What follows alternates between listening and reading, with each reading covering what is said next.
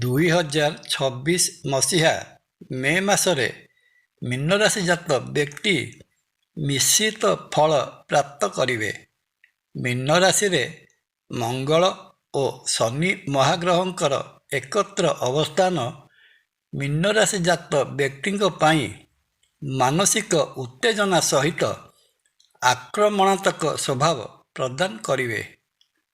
ସେହିପରି ମେ ମାସରେ ମୀନ ରାଶି ଜାତ ବ୍ୟକ୍ତି ଖର୍ଚ୍ଚ ଉପରେ ନିୟନ୍ତ୍ରଣ ରଖିବା ସହିତ ନିଜର ସ୍ୱାସ୍ଥ୍ୟ ଉପରେ ମଧ୍ୟ ଧ୍ୟାନ ଦେବା ଆବଶ୍ୟକ। ଜୟ ଜଗନ୍ନାଥ। ନମସ୍କାର, ମୁଁ ତପନ ଡାଇଜେଷ୍ଟକୁ ଆପଣଙ୍କୁ ସ୍ୱାଗତ।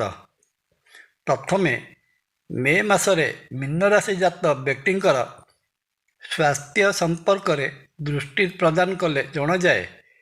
ମୀନ ରାଶିରେ ଶନି ଓ ମଙ୍ଗଳ ମହାଗ୍ରହଙ୍କର ଯୋଗ ମୀନ ରାଶି ପାଇଁ ଅନାବଶ୍ୟକ ମାନସିକ ଉତ୍ତେଜନା ସୃଷ୍ଟି କରିବ। ତା ସହିତ ଏହି ସମୟରେ ସ୍ୱାସ୍ଥ୍ୟ ମଧ୍ୟ ଖରାପ ରହିବାର ସମ୍ଭାବନା ରହିଅଛି। ଏହା ସହିତ ଦୁର୍ଘଟଣା ପ୍ରବଣ ଗ୍ରହ ମଙ୍ଗଳଙ୍କ ଯୋଗୁଁ ଯାନବାହନରେ ଯିବା ସମୟରେ ଦୁର୍ଘଟଣା ଘଟି ଗୋଡ଼ ହାତ ଭାଙ୍ଗିଯିବାର ମଧ୍ୟ ସମ୍ଭାବନା ଦେଖାଯାଏ। ପ୍ରତ୍ୟହ ହନୁମାନ ଚାଳିଶା ପାଠ କଲେ ସମ୍ଭାବ୍ୟ ଦୁର୍ଘଟଣାରୁ ରକ୍ଷା ମିଳିଥାଏ। ଅବଶ୍ୟ ମେ ମାସର 11 ତାରିଖ ପରେ ମଙ୍ଗଳ ମହାଗ୍ରହ ମୀନ ରାଶି ପରିତ୍ୟାଗ କଲେ ଏ ସମସ୍ୟାର ସମାଧାନ ହୋଇଯିବ। କ୍ୟାରିୟର ଦୃଷ୍ଟିକୋଣରୁ ଦେଖିବାକୁ ଗଲେ ଜଣାଯାଏ, ମେ ମାସରେ ମୀନ ରାଶି ଜାତ ବ୍ୟକ୍ତିଙ୍କର କ୍ୟାରିୟରରେ ନୂତନ ସମ୍ଭାବନା ସୃଷ୍ଟି ହେବ। ମୀନ ରାଶିର କର୍ମଭାବର ଅଧିପତି ଦେବଗୁରୁ ବୃହସ୍ପତି କର୍ମଭାବ ଉପରକୁ ଦୃଷ୍ଟି ପ୍ରଦାନ କରୁଥିବାରୁ କର୍ମ ବିଷୟରେ ବିଶେଷ ଶୁଭଫଳ ପ୍ରଦାନ କରିବେ।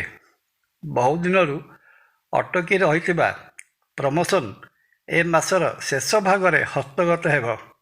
କର୍ମକ୍ଷେତ୍ରରେ ନୀତିବାନ ଓ ନୀତିନିଷ୍ଠ ହେବେ।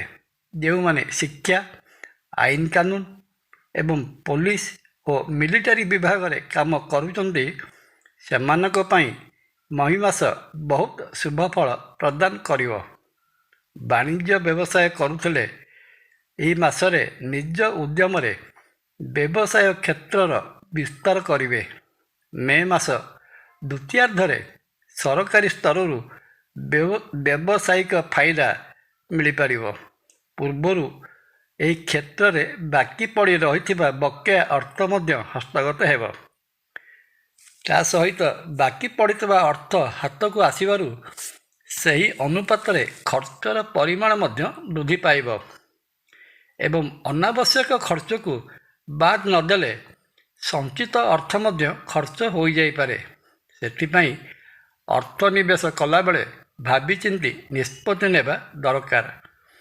ମୀନ ରାଶିର ଲଭ୍ ଲାଇଫ୍ ବା ପ୍ରେମ ସମ୍ପର୍କ ବିଷୟ ଚିନ୍ତା କଲେ ଜଣାଯାଏ, ମୀନ ରାଶିର ପଞ୍ଚମ ଭାବ କର୍କଟ ରାଶିରେ ମୀନ ରାଶିର ଅଧିପତି ନୈସର୍ଗିକ ଶୁଭ ଗ୍ରହ ଦେବଗୁରୁ ବୃହସ୍ପତି ରହିଥିବାରୁ ଏହି ମେ ମାସରେ ସହପାଠୀ ବା ସହପାଠିନୀଙ୍କ ସହିତ ମଧୁର ସମ୍ପର୍କରୁ ପ୍ରେମ ସମ୍ପର୍କର ମୂଳଦୁଆ ସ୍ଥାପିତ ହେବ।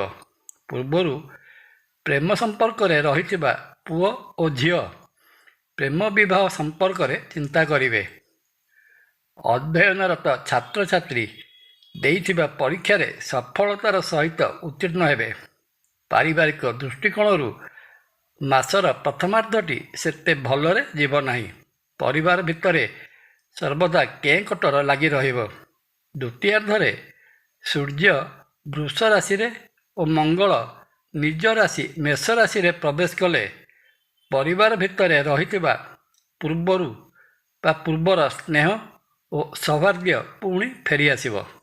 ମାସର ଶେଷ ଭାଗରେ ସପରିବାର ଭ୍ରମଣ ଯୋଗ ରହିଅଛି। ମୀନ ରାଶି ଜାତ ବ୍ୟକ୍ତି ମେ ମାସରେ ଶୁଭଫଳ ପାଇବା ନିମନ୍ତେ ବ୍ରାହ୍ମଣଙ୍କୁ ଭୋଜନରେ ଆପ୍ୟାୟିତ କରି ତାଙ୍କର ଆଶୀର୍ବାଦ ଗ୍ରହଣ କରନ୍ତୁ।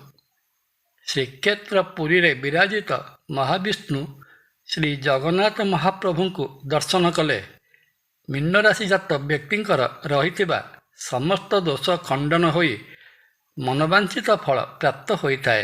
ଜୟ ଜଗନ୍ନାଥ। ଭିଡ଼ିଓ ଭଲ ଲାଗିଲେ ଲାଇକ୍, କମେଣ୍ଟ ଓ ସେୟାର କରିବା ପାଇଁ ଅନୁରୋଧ। ନମସ୍କାର। ତପନ।